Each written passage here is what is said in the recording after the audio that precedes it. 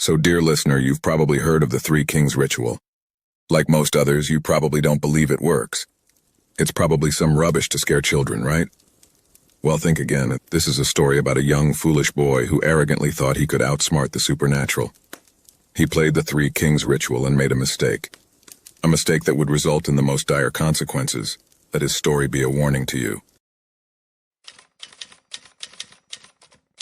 He wouldn't stop crying. The last time I saw him cry was when he was 5 and our dog had died. I held him like a child. He was shaking uncontrollably. All I could think of was, "Why, Jason, why would you do it?" An hour ago, I was passed out on the couch after a long day at work. I was suddenly woken up by frantic knocking on my front door. I admit I was a little spooked out. Who was knocking at my door at 4 in the morning? I hesitated for a bit. Then I heard my brother's terrified voice. "Liam, please open the door." The moment I opened the door, Jason rushed in and collapsed on the floor. He was crying. "What happened?" I asked him. He was crying so hard that he barely got the words out. "I did it.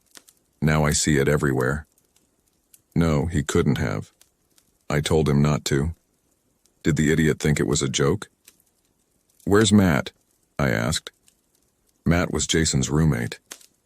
"Visiting his mom," stammered Jason. I felt a rush of anger. Not only did he go ahead with it, he did it alone.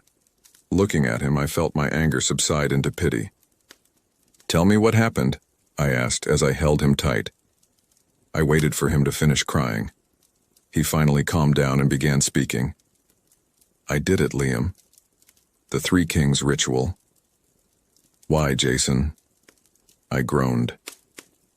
Last week, Jason had come to me all excited talking about a ritual that supposedly let you see the shadow side and talk to spirits. It was called the Three Kings ritual, and it had a long list of rules you had to follow. Naturally, I thought it was all rubbish.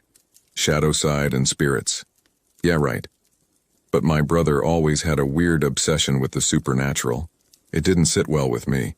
I brushed it off when he told me, but I couldn't get it out of my mind.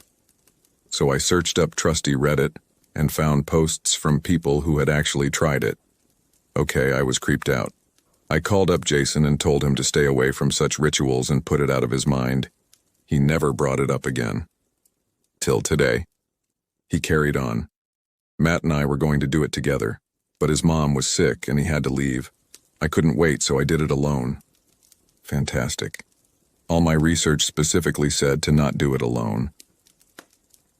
After Matt left, I set everything up. The room, the chairs, the fan, the mirrors, everything. I put my alarm for 3:30 and went to sleep. I woke up and went to the room and sat on the chair. I was thinking it was some dumb joke when I felt something behind me. Then I saw something moving in the mirrors. I heard whispers. I heard people speaking in a different language. Then the thing in the mirrors spoke to me. I looked at it. The rules said to not look, and I still looked at it. He started shaking again. It was horrible. I can't describe it. It laughed at me.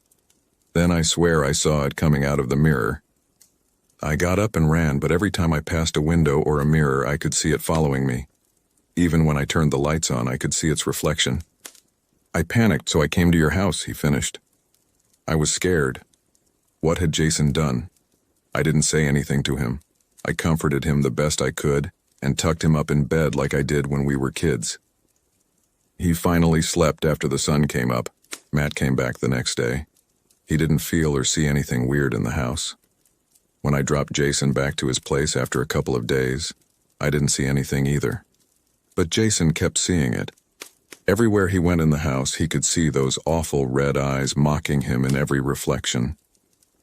Sleep tight, dear listener, if you can. If you enjoyed this chilling tale, consider subscribing for more bone-chilling stories that will keep you up long after the lights are out. Until next time, remember, sometimes the darkest shadows hide the bravest hearts.